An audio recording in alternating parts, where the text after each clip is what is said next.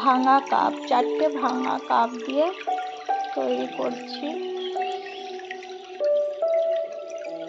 এখন clay work করছি। এই ক্লেটা আমি ঘরে তৈরি করেছি। এটা হোয়াইট সিমেন্ট দিয়ে কীভাবে ক্লেটা তৈরি করেছি বলবো। এই ক্লেটা দিয়ে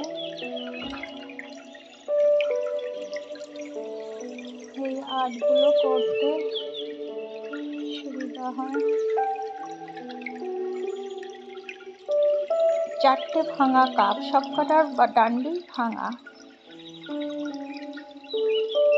এখন এক এক রকম সেই কাপগুলো আমাকে তো শুধু বলে যে ভাঙা জিনিস ঘরে রাখতে নেই।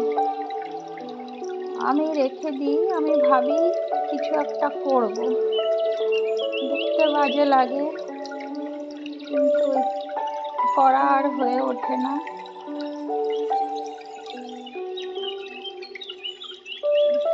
ভাঙা কাপ রাখতে নেই, সেই ভাঙা কাপগুলোকে প্রত্যেকটা ডান্ডি ভাঙা, প্রত্যেকটা ভাঙা কাপকে আমি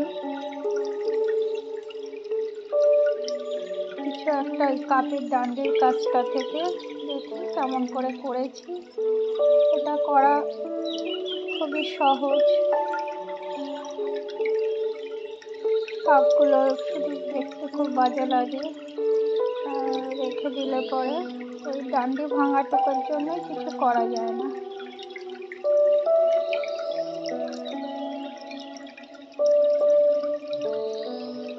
ক্লে ওয়ার্কটা করছি হোয়াইটের উপরেই, পুরো সব কাপের হ্যান্ডেলের জায়গাটাই হোয়াইট, যার জন্য ভালো করে একটা পাখি তৈরি করছি, একটা ছোট্ট পাখি।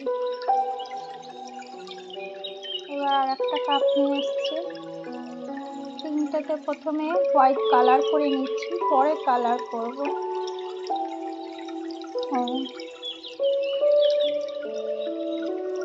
এটা সানফ্লাওয়ার করছি।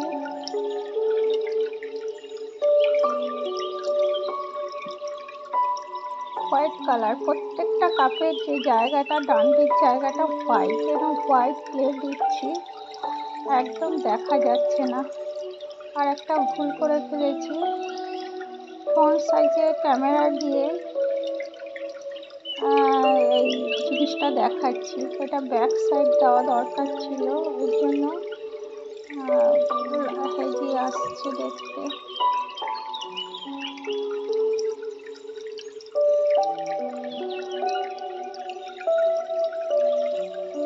এবার কালার করছি, কালারটাও ভালো আসছে না, ফ্রন্টের দিকে নিয়েছি বলে।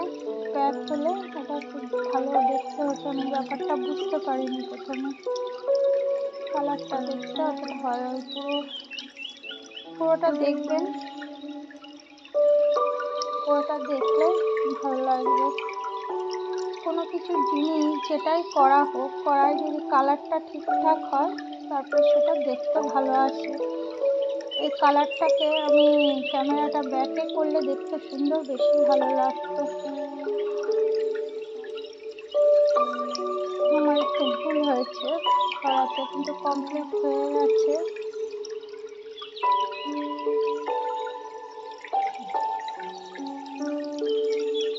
পরে আমি ব্যাকে পুরোটা দেখাবো, একদম লাস্ট ফিনিশিংয়ে। এটা একটা কাপ মতন, কাপের হ্যান্ডেলের নিচে আবার একটা কাপ মতন করেছি। এটা ছোট কাপ। সব কালারগুলোকে খুব হালকা লাগছে, ভালো বুঝতে পারিনি এটা আমি কেন ভুল হয়ে গেছে, ভাবে করছি।